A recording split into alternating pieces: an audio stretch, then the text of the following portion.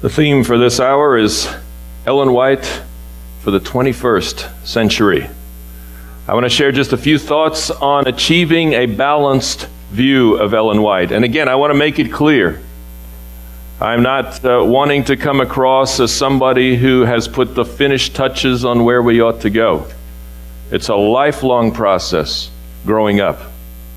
You don't always grow up in a straight line. And I believe I've learned a few things that I want to share with you. I'm sure you could teach me a few yourself. I want to share a few thoughts, a balanced view of Ellen White, a more adult view of Ellen White as a church, and very central to our idea, how to help our youth to grow up in Ellen White. It's tough growing up Adventist today. Up until just a little while ago, I had 3 teenagers in my home. When they all get together, they still act like teenagers. But my 23-year-old, one of the joys of my life, she loves the Word of God, loves the Advent message, loves the spirit of prophecy. She worked as a colporteur for a couple of summers, was amazingly successful. Made something like $35 an hour. A lot better than me at that. But she said, if I'm going to sell these books, I need to know these books. And she got into the spirit of prophecy. And I love it. There's no greater joy as a parent than seeing your kids turning out well, seeing them love the Lord, knowing that one day you'll see them in the kingdom. It's just, it's awesome. But, when I found out I was going to be doing this, I said, Tammy, we got to talk. Okay? I need to know, how does Ellen White play in college, in academy, and so forth? And she shared with me, not her own opinion here, but she shared with me what she found is the typical attitude toward Ellen White among those she knows who grew up Seventh-day Adventists. I said it's tough growing up Adventist today, even in a relatively Adventist community like Portland. She said, canvassing her friends, here was the attitude. 1, people use her way too much. Not my daughter's opinion. This is kids, teenagers today. People use her way too much. 2, she's boring and out of date.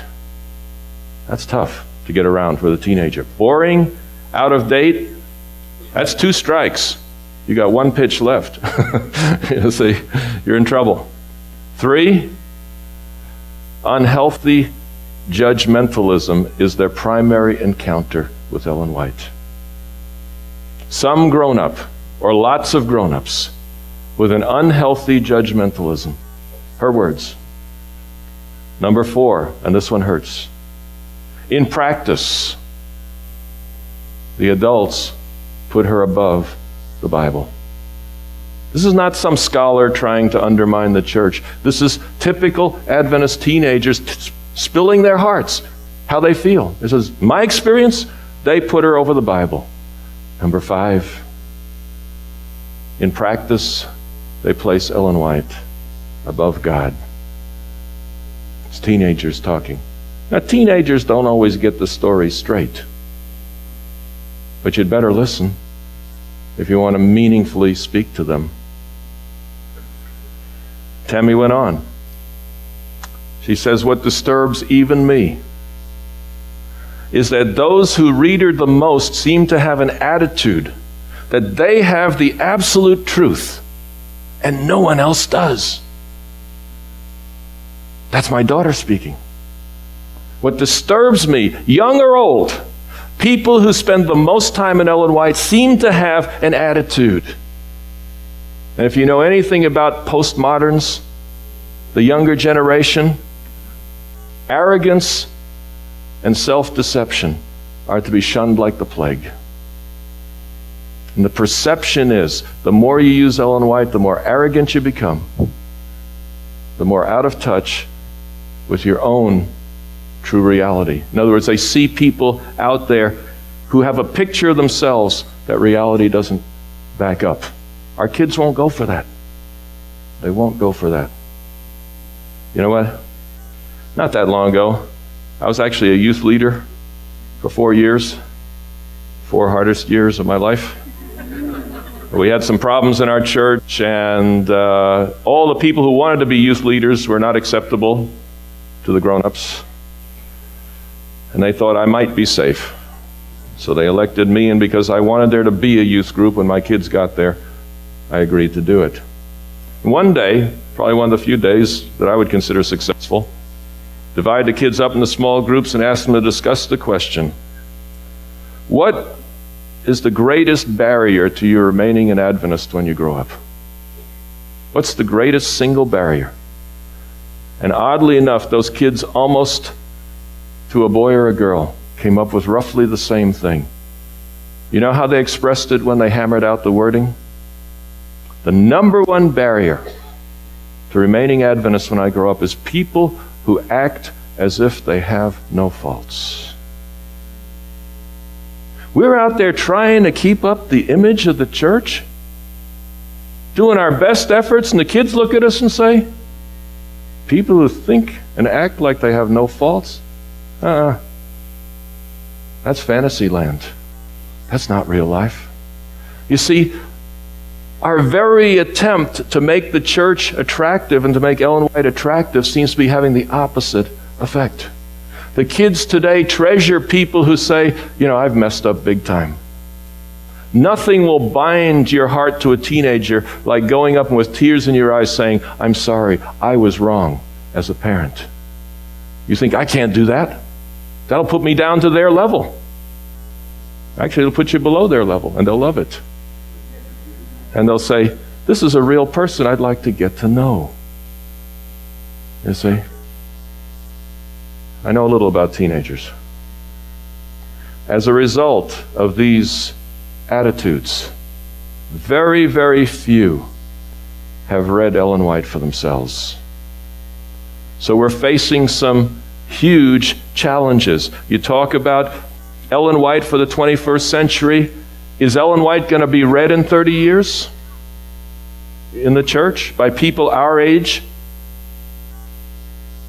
I don't mean us then. I mean then, 30 years from now, will people who are our age right now still be reading Ellen White? There are challenges. Challenge number one is us. We ourselves have somehow by our behavior made Ellen White unpalatable. Coming back to my conclusion, judgmentalism, inauthenticity, misapplication. If we only knew the damage from harsh words, the damage from misapplication. And trust me, I've done it. I've done it myself. And I'm listening to every word I'm saying. A second challenge we have is that Ellen White has become a foreign language to our kids. English has changed a great deal in the last 100 years. It's extremely hard to understand for our kids today. Even my daughter says, you know, that the language in these books, Desire of Ages and Great Controversies, the language is kind of hard to follow. It's just not like any language I'm used to. It's tough. It's culturally foreign as well. Sociologists tell us that there's been more change in the last 100 years culturally than in the previous 6,000. In other words, Ellen White's era is as foreign to us as her era would have been to ancient Egypt when Moses was around. That's how big a gap, culturally speaking. So when our kids read Ellen White, it is more archaic than the King James Bible is to us. And if the King James Bible is sometimes hard to understand because words have changed and expressions have changed and culture has changed, they're having even more trouble with Ellen White only 100 years in the past. That's a challenge if we want to get them involved in reading Ellen White. It's going to be tough to overcome that. They have to learn a whole language. Notice how enthusiastically they go after Spanish and French in high school? Oh, I got to learn another new language just so I can read this lady? I don't think so. And I say it's the attitude. So that's a challenge for us. A third challenge, of course, is the bizarre applications from both the right wing and the left wing of the church. And we can't hide from that anymore. The internet is full of it. Today's younger generation is far more likely to type Ellen White into Google than to actually pick up a book and look at it. So we can't escape. The misapplications are with us. On the one hand, people who go to extremes as far, have you heard this one? That the final generation of Earth's history will not only be perfect in the absolute sense, they'll be perfect without the Holy Spirit and without the intercession of Jesus. They will have become perfect completely. I'm glad there aren't a lot of people spouting that doctrine, but it is out there. On the other extreme, Ellen White was a brain-damaged child, hit in the head with a rock. She was deceptive, perverse, and a tool of Satan. And you're as likely to get that on page 1 of Google as anything healthy. Yes, Ellen White was human, but she was not brain-damaged, deceptive, perverse, or demon-possessed. No way. But how are you going to know that if you're not reading? That's the problem. Another challenge we face, of course, is our kids' own hit-and-miss usage. If your primary usage of Ellen White is your forays into the internet, well, you're going to come up with this letter here, and maybe this piece of Desire of Ages here, and maybe that piece of Ministry of Healing, and you start putting those together, and there's no telling where you're going to end up. You see, hit-and-miss applications lead to distorted impressions. And sometimes universal applications of very specific counsel. It's tough and confusing to grow up an Adventist today. It's hard to find balance. Hard to grow up with Ellen White today. How are we going to reach our kids? Well, I have good news. The good news is this.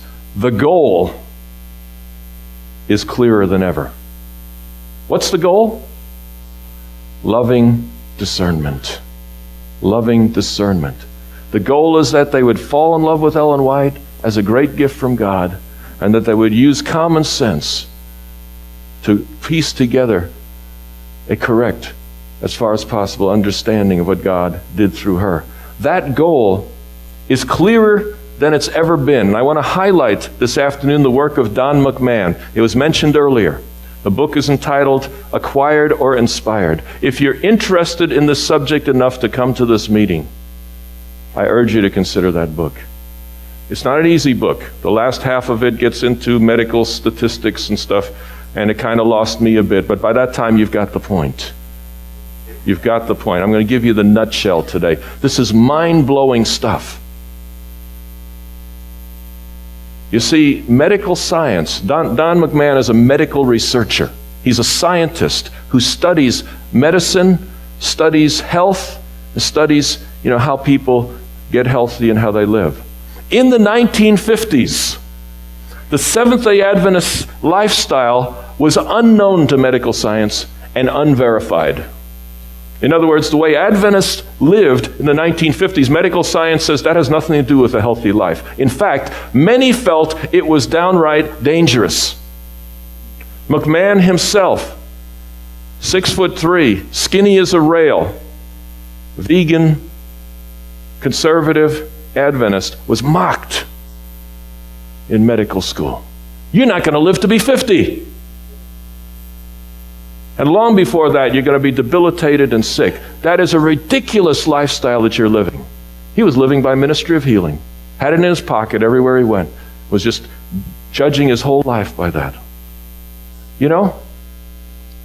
If medical science was so clueless on the SDA lifestyle in 1950, do you think they had it all together 50 years earlier? I don't think so. It's scientifically extremely unlikely that in 1900 medical science had it all together and then lost it. I don't think so. I think the 1950s reflect where they were pretty much 50 years before. So where did it come from? This incredible lifestyle. By the 1990s, this is really cool. By the 1990s, the Seventh-day Adventist lifestyle was almost completely verified by medical science.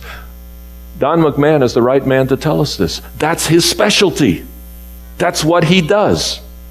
He went to reunions for his medical school, and people were shocked that he was still alive. In fact, he looked good. He still looks good. You see? And they said, what is it? How come you're doing so well? And he began to realize they were living the same way he was 40 years later. Between the 1950s and the 1990s, medical science has done a global shift and come around to the SDA lifestyle. Just read National Geographic if you don't believe me. They're beginning to see the light. Some now claim the greatest longevity of any people group on earth is not Hunza or Yugoslavia or some corner of the earth. It's California vegetarian Adventists. Longest lived people group on earth. Unless there's a few tree dwellers we haven't met yet in Indonesia. You see? Big shift. So McMahon gets excited about this. He says, let me whip out Ministry of Healing again and compare Ministry of Healing with modern medical science and see how things stack up. And you know what he found out? When he compared what Ellen White had to say in Ministry of Healing with modern medical science agreed with Ministry of Healing 66% of the time. You look disappointed. Shouldn't it be 100? The story ain't over yet. 66% of the time.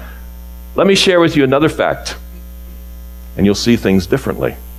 McMahon also researched Kellogg. Who's Kellogg? John Harvey Kellogg? He was the #1 medical researcher of 1900 through 1920. 100 years ago. #1 in the world. He compared Kellogg with modern medical science. You know what he came up with? 36%. Any scientists out here? Something significant brewing? The greatest medical researcher of his day sifts through the literature of his time and develops a lifestyle that's right 36% of the time. That's the state of the art in 1905 when Ministry of Healing turns up. Ellen White doesn't know anything about medical science, is right 66% of the time. Scientifically speaking, that is about as close as you'll ever get to absolute proof that she had access to information Kellogg didn't. For a scientific perspective, while that may sound weak to you, it is incredible. Who is this lady that was so far ahead of her time? But McMahon wasn't satisfied. And he remembered attending a class that I was teaching once. And the principle of God meets people where they are. And he began to theorize. That's what scientists do before they find out the facts. They theorize. And he theorized and he says, if God meets people where they are, then when God explains something, it's going to have to be in the time and place, right? So he began thinking, what if there's a difference between the whats and the whys of Ellen White? In other words, the whats would be, what do you have to do to get healthy? Okay, that's the whats, all right? Less salt, less sugar, less fat, more vegetables, more fruits, right? That's the whats, okay? The whys are motivating people to do the whats. Now, if you want to motivate somebody, do you give them something that they believe or something that they don't know? You give them what they believe if you want to motivate them. So he decided, let me go through ministry of healing, separate the whats from the whys, and see what happens. You know what happened? The whats in ministry of healing were confirmed by modern medical science 87% of the time. And the whys, 45. And he suddenly was shocked. Because he was a very, very conservative Adventist, raised on the idea that every word had to be absolute truth.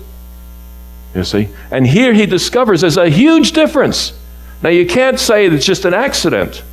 Consistently, her whats are ranking right up there. Consistently, her whys are at a different level. Kellogg, he did the same thing with Kellogg and found out that Kellogg, in his whats, was right 45% of the time, as opposed to 87. In his whys, 27%. Her whys were better than Kellogg's, but they were still pretty close to standard for her day. And then McMahon remembered Counsels on Diets and Foods, page 344, where Ellen White herself makes the distinction.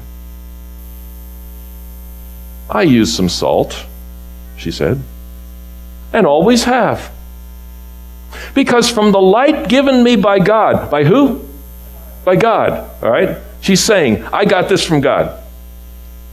By the light given me from God, this article, salt, in place of being deleterious, 19th century for bad, all right?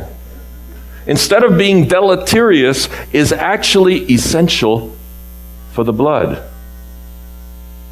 The whys and wherefores of this I know not, but I give you the instruction as it was given to me. But man said, wow. The whats she got from God, the whys she didn't know. So why does she write on it if she doesn't know? Because you got to motivate people. You got to tell them why they should open their windows at night, why they should use less sugar, why they should do this. She found those reasons in the medical literature of her day. McMahon didn't stop there. He went back 40 years to 1864. You see, her health reform vision was 1863, and she apparently had one vision, got the whole thing in one vision. And then for a whole year, she says, don't talk to me, don't talk to me, don't show me any books on health, don't show me any articles on health. I want to get down what God showed me first, so nobody can accuse me of copying everybody else. Well, I think we're already convinced she didn't copy everybody else, because she got it right a lot more than everybody else. That should tell us something. But anyway, she writes it down, spiritual gifts, 40 years earlier. What would you expect? Would that be more or less accurate than ministry of healing 40 years later?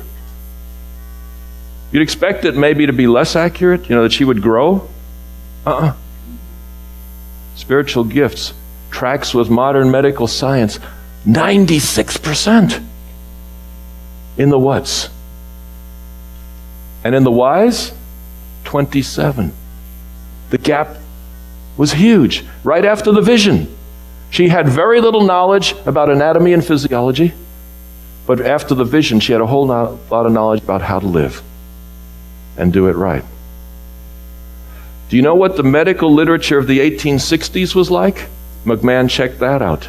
In the whats, 35 to 42% accurate, compared to 96. In the whys, 14 to 27%.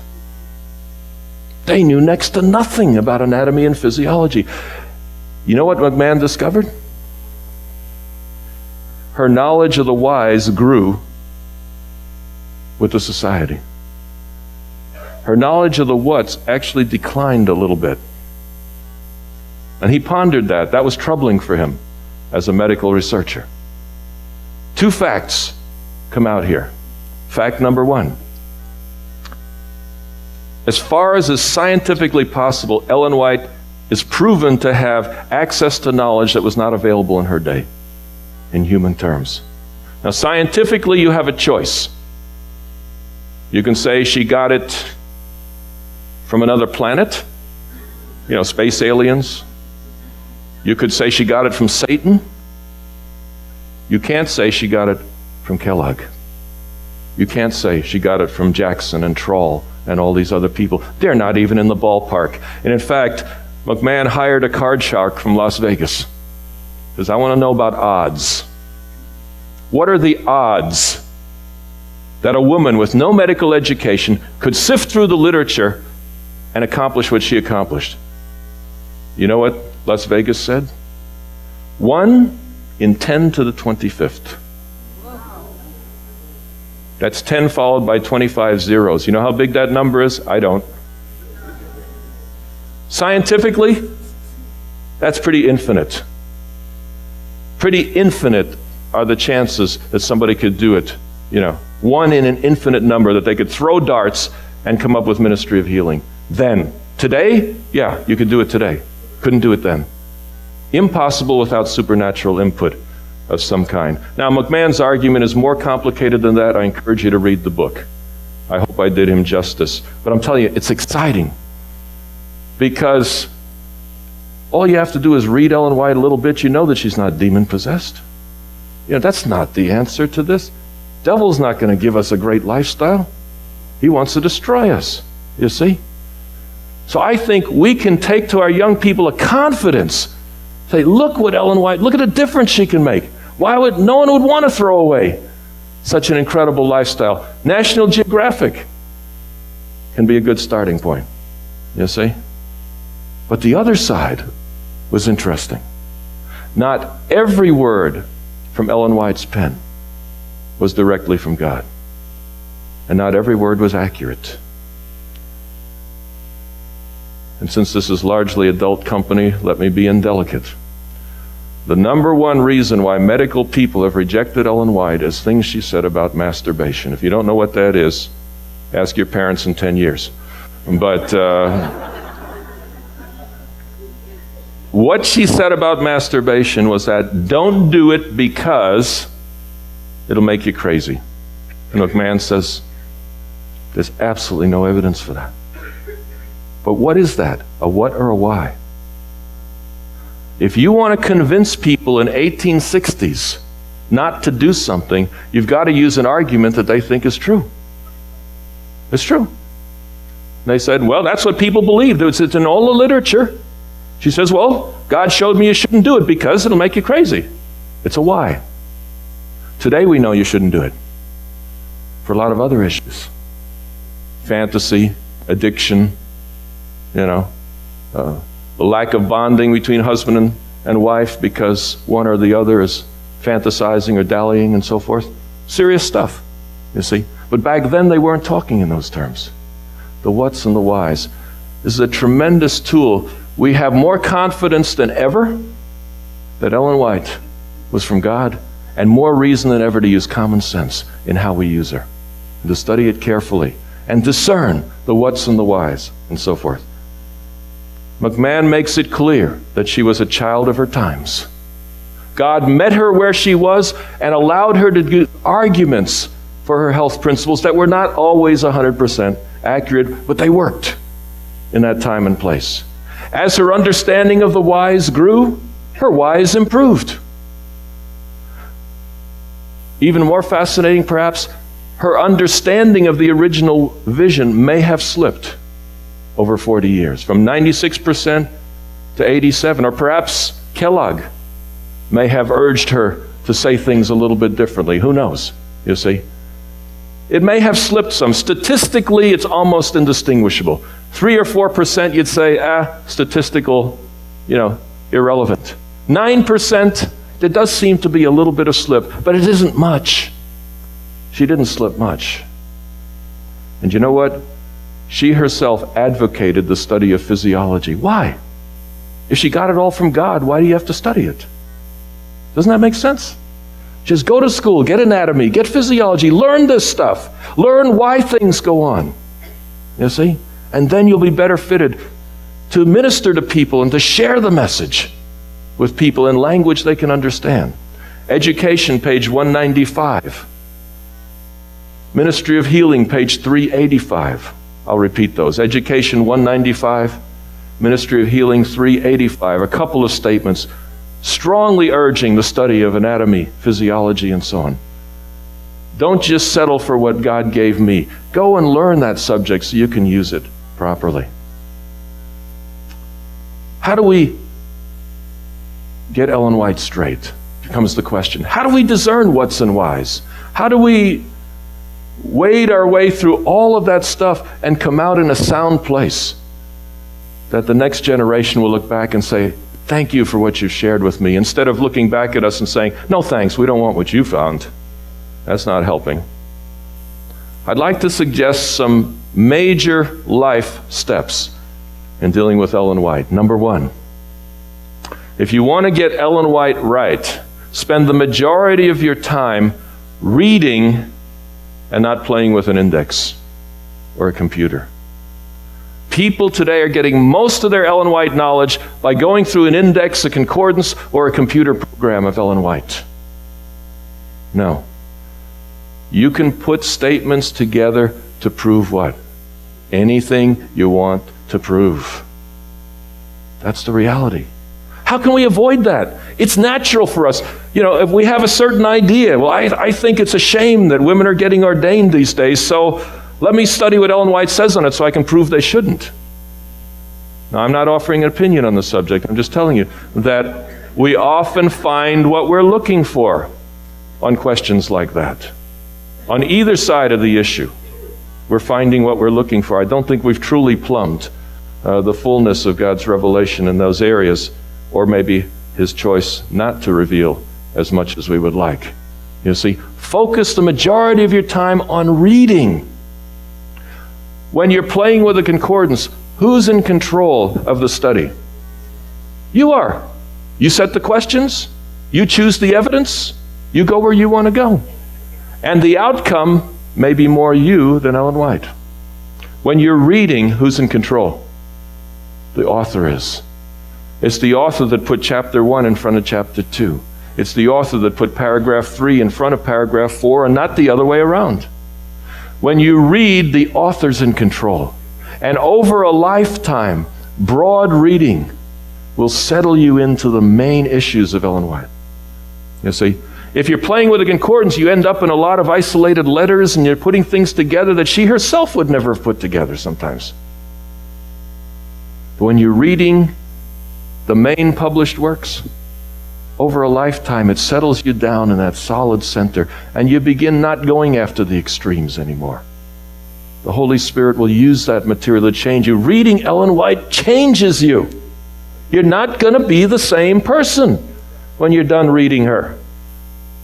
Number two, principle number 2, focus on the clear and frequent statements. There's a lot of statements she made that we're not quite sure what exactly she meant. Focus on the clear statements and the ones that appear over and over again, the clear teachings of Ellen White. By clear, the ones where 5 people look at the statement, they all say, that's what she's saying, the same thing. There are statements she's made that 5 of us would read 5 different ways. Those are the less clear statements for various reasons. Maybe they're for a particular person, maybe there's a particular context, and so on. Spend the majority of your time on the clearer statements. And over a lifetime, you'll be more and more centered in her primary intention. And if we truly lovingly respect her, isn't that what we're going to do? To come into harmony with her primary intention, her central intention. Loving discernment is a lifetime process. You see, the rebellious view, the kids who rebel against the parents, when they see a clear statement of Ellen White, what do they say? No way. I'm not going to do that. That's the rebellious child. The other extreme, they see an unclear statement of Ellen White, and what do? You've got to see this my way, or else you're rejecting the prophet. You see, the liberal takes the clear things of inspiration, says, I don't want to live that way, and finds some way to get around it. The conservative sees the unclear things of inspiration, makes them clear, and hits everyone else over the head with it. Loving discernment means see it Ellen White's way. And that's a lifelong process. We're all going to make mistakes along the way, but it's a lot safer to make mistakes in reading the Word of God than not to read it at all. So don't go away scared. Get into it, and over time, you'll be a different person, and God will be with you. Third principle, the criticism of peers. Isolation breeds dysfunction. I've sometimes said one of the most dangerous things anyone can do is read the book of Revelation by themselves. If you talk about it with other people, some of the ideas you may come up with get smoothed out, But when somebody spends large amounts of time reading Ellen White all by themselves, not receiving counsel, not talking to other people, sometimes you end up in some extreme corners. Isolation breeds dysfunction. Let me give you one name as an illustration. David Koresh. Isolation breeds dysfunction. Isolation from other people breeds dysfunction. Isolation from real life. The Amish approach to Ellen White might be very, very attractive, but isolation from real life will not prepare a person to function by the grace of God in today's world. So as you're reading Ellen White, as you're wrestling with her stuff, talk about it with other people who are also reading her. Compare ideas. Listen to other people, especially those you disagree with. I learn a lot more from people I disagree with than people I agree with. People I agree with, they already think the way I do. I'm not going to learn a lot there. Somebody who disagrees with me on almost everything, I learn a lot. You see? So even though some of us may have spoken with concern about a more conservative approach, a more rigid approach, a more judgmental approach perhaps than what we're suggesting here, I want you to know this. If you know people like that, you can still learn something from them. Because they're likely to see the world in a way you don't. And they might see a statement of Ellen White in a way you don't, and it might be just what God needs you to see. So I'm going to listen to people I don't agree with. That's why I even listen to George Knight sometimes. I occasionally learn something too. Quite often. You see, isolation breeds dysfunction. And finally, of course, fundamental principle is what I've been emphasizing in these two presentations: loving discernment. Our judgmental confidence is driving away our kids. As McMahon has made clear, not everything she says is clear or absolute. In fact, not everything is absolutely correct for various reasons. Could be just written to an individual person, could be a why. There are a number of possibilities why everything that's there may not be perfectly just what we would like. Many things she wrote were written to a local situation. She herself, while she was alive, chose not to publish the majority of her work. Why? Maybe she ran out of time. More likely, she recognized there were a lot of things that she wrote which, if in the public eye, might do as much harm as good. And there were times when she came close even to withdrawing the testimonies because she feared that they were doing more harm than good. How do we relate to specific counsel of Ellen White? I'd like to suggest a qualifying phrase that to me I think is tremendously helpful. And you may want to get this down exactly. The phrase is this: all other things being equal. All other things being equal.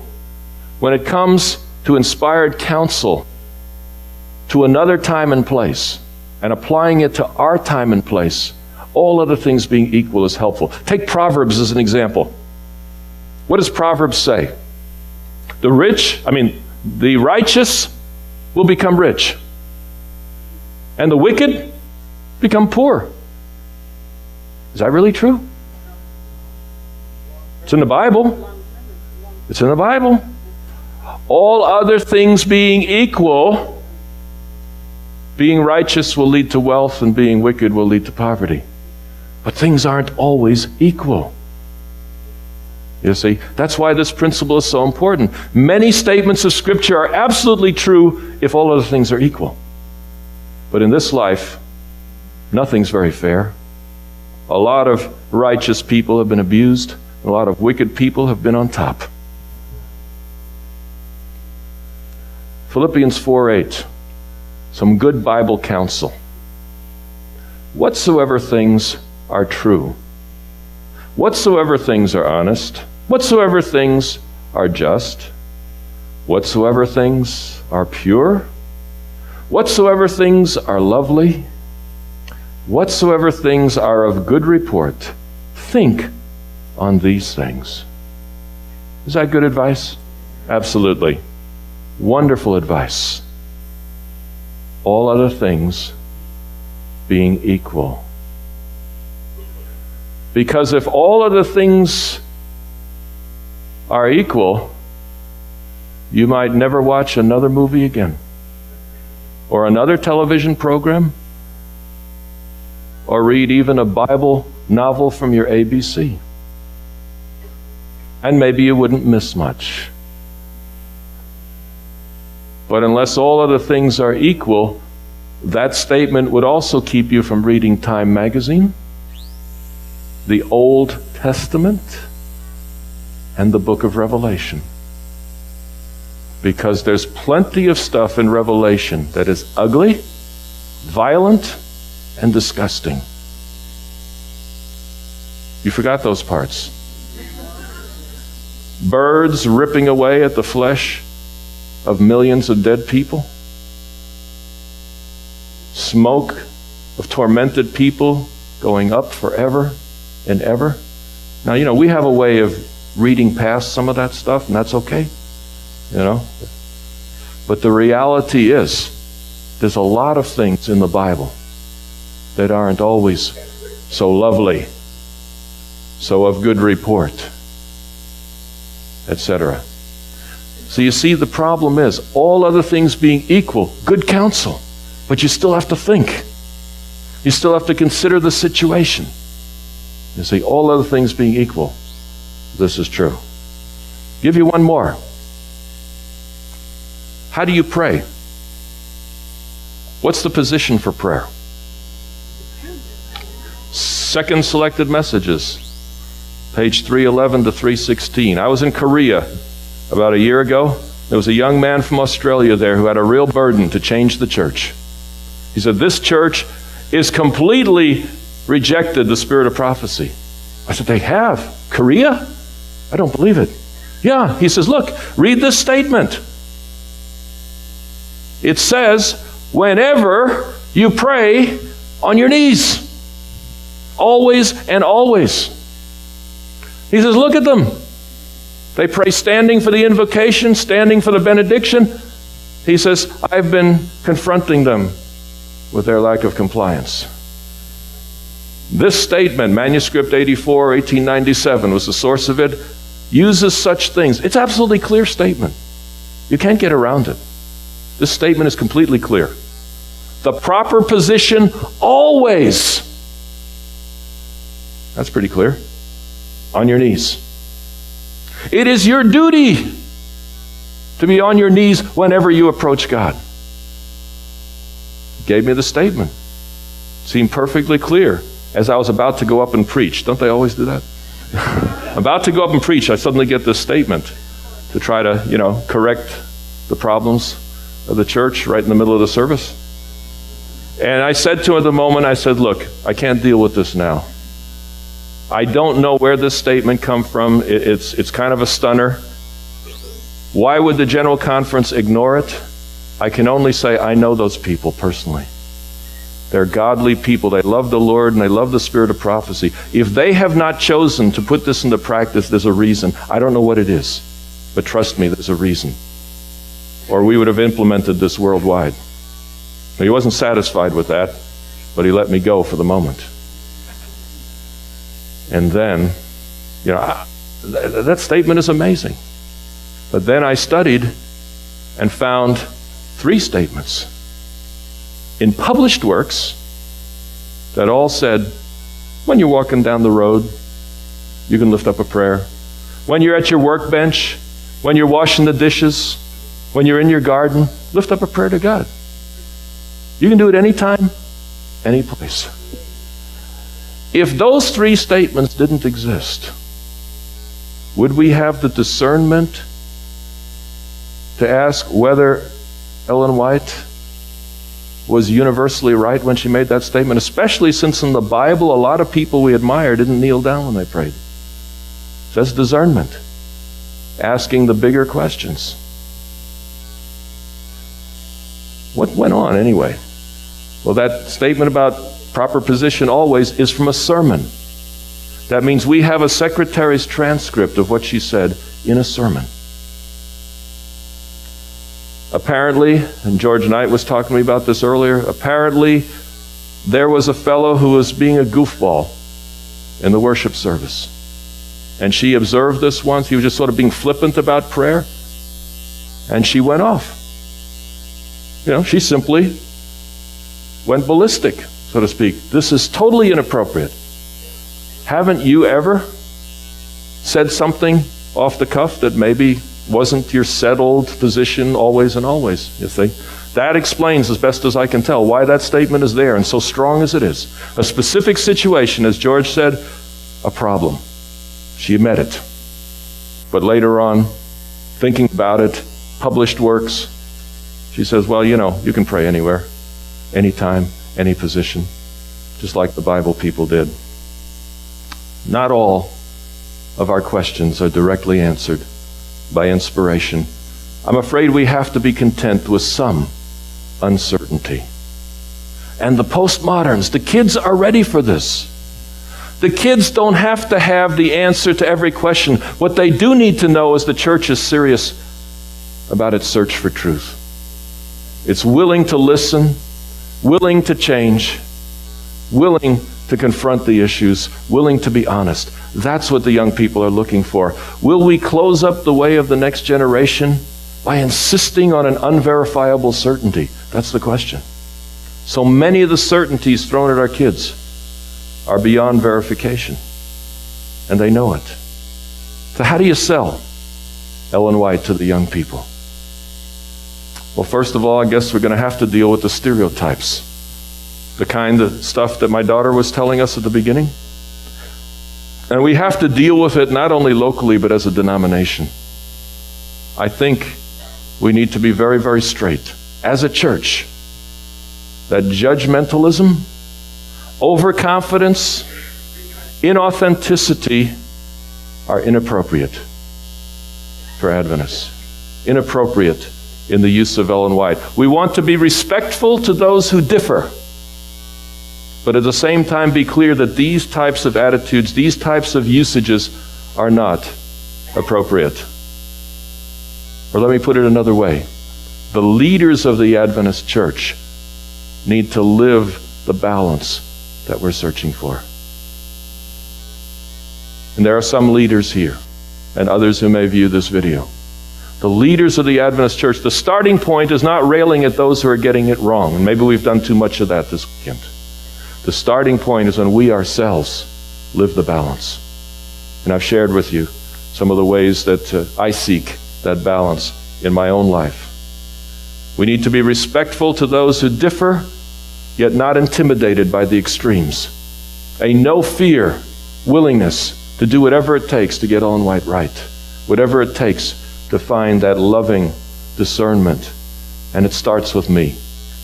Now, when I commit myself to using Ellen White in a way that she would appreciate and respect, whatever it takes. A second thing in selling Ellen White to youth is to be clear that Ellen White calibrates the attitude. She provides the SDA mindset.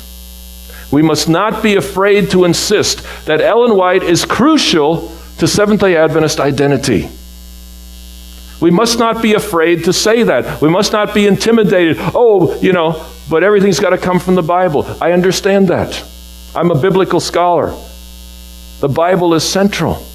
But there's a mindset that comes from reading Ellen White. It was a special gift to us, not a gift to Lutherans or Presbyterians. It's a gift to us. There's a mindset that God wants to establish in this world because one day he wants to create a worldwide remnant of a special kind of people. And he needs people who are going to be there to help with that. There's a mindset God had in mind when he gave us Ellen White.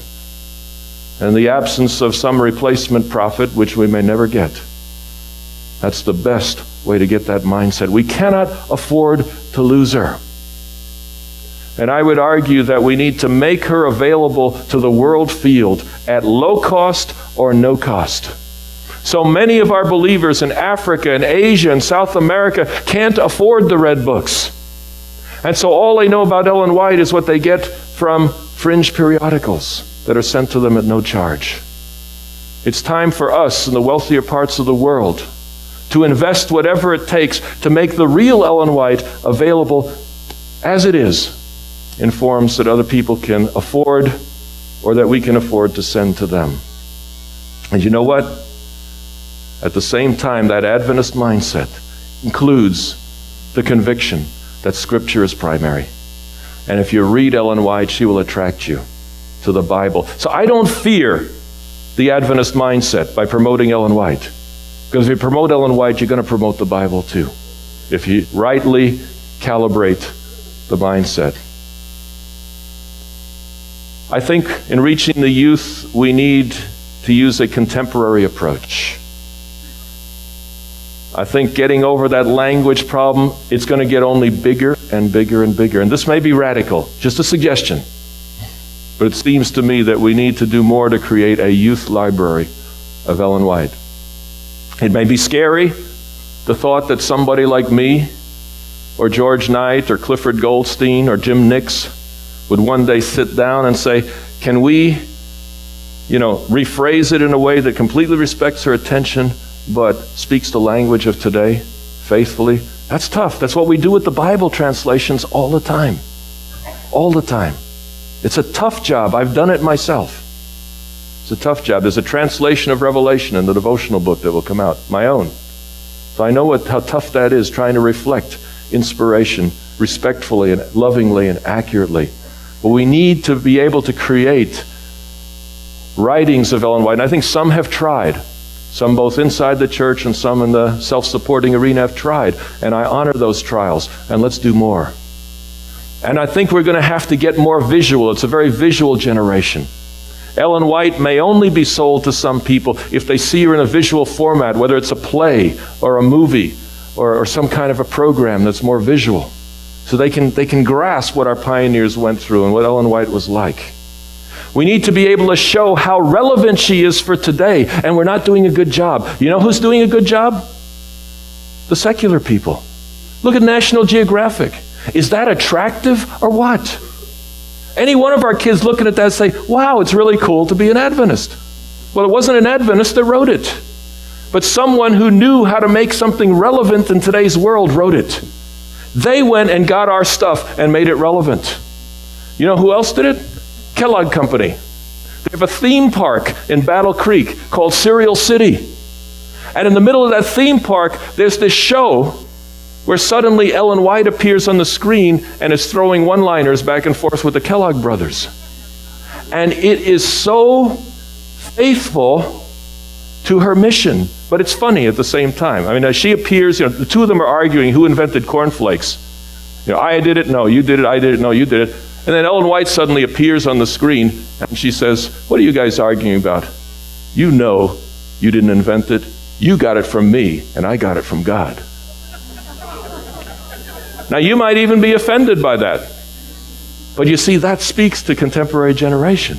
Who's this Ellen White that invented this cereal company in the ultimate sense of the thing? I mean, there's several aspects of it. There's a plaque about Ellen White that just, it's just, I can't believe that someone who wasn't an Adventist wrote it. Nobody seems to know who wrote it, but the stuff that's in Cereal City is so positive, so plus about Ellen White, it's unbelievable. And people are going through there by the hundreds of thousands every year, getting the straight testimony, if you will, from non-Adventists in a form that's relevant for today. My kids love the place.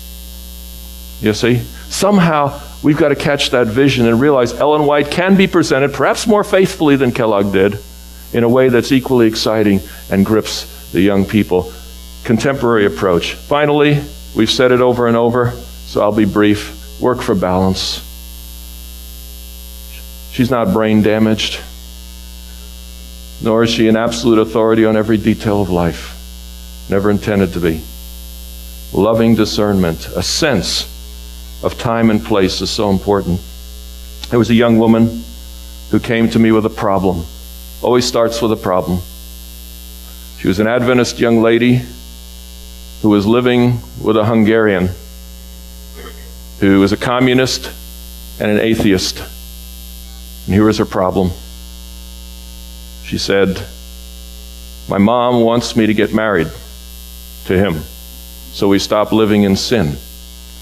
But Ellen White says you shouldn't marry an unbeliever. What should I do?" Well, it didn't take me too long to figure out this question was probably not the real problem. And after listening to her for a while and getting to know her a bit, I said, as I feel impressed about something, let me just share my heart with you. I feel impressed that though you're 30 years old and an Adventist all your life, you never heard the gospel. You don't know anything about Jesus. You don't know anything really about the gospel, and you're reading everything through that lens. Your reading of Ellen White is defiled by that, and I didn't use that word, but defiled by that and everything. And I had just read a book, kind of controversial book. A lot of Adventists didn't like the guy. But I felt that book expressed the gospel in exactly what she needed to hear. So I took a risk. I said, "Here, I'd like you to read this book. Let me know what you think." Unbeknownst to me, for 6 months, she refused to read the book, went from pastor to pastor saying, "Paulien gave me this book to read. What should I do?" This was a controversial figure. Bless their hearts. Every single one of those pastors, 6 of them said, "If Paulien told you to read it, it's okay." Now that's back up, I made a gamble. I think that this is what we need. I felt the Spirit impressing me that. She read that book. She called me up. She was radiant like a bride. I love the Lord. This is incredible. I found Christ. I found the gospel. I know that I'm right with God. This is great. I'm not so thrilled. Why? Now I'm thinking, yeah, that's great talk. What about the Hungarian? What happened to him? Right? Wouldn't you think that? I did, And what about the Hungarian? She says, "That's funny. I started telling him about Jesus. He says, you're going to get into that stuff? I'm out of here." And he's gone. And she laughed. She laughed. I'm still worried. And I said, "How are you doing with Ellen White?" Because, just to run after the gospel and then completely lose your identity, that's just going from one extreme to another. And as a pastor, you have to worry about that. People tend to go from one extreme to another. She says, "Ellen White," she says, "it's interesting that you should ask. I'm jogging 5 miles a day. I've gone back to vegetarianism. I'm drinking soy milk. I'm doing this. I'm doing that. And you know what? It's so much fun." She says, "Ellen White without the gospel can be a galling yoke. But when you know Jesus Christ, it's the most wonderful source of good information for living you can imagine." And then she told me something that changed my life. I'd never seen it this way before. She says, "You know what?" She was an educated person. "You know what? The 19th century was an age of optimism. They felt that education would change the world. Progress would change the world. They felt that evolution was making us better and better. They felt that once saved is always saved. And to that world, God sent a little lady to say, it ain't necessarily so. And it was right on target. She says, today, we live in an age of despair. And those same messages can be extremely depressing if you don't know Jesus. We live in an age of despair, and she says, I believe if Ellen White were alive today, she would say things quite a bit differently. It would be more like Romans than like the testimonies sometimes. And you know, I think she had a lot going for her in that comment. Times change. My Sabbath school class, the depression level is nearly 50%. This is a very different world than the optimistic 19th century. We're going to change the world. Everything's cool. You see? A father had two sons. It's a parable. I made it up. A father had two sons. One son, lazy, good for nothing. Didn't hold a job, sat around all day watching TV, wasn't doing anything with his life.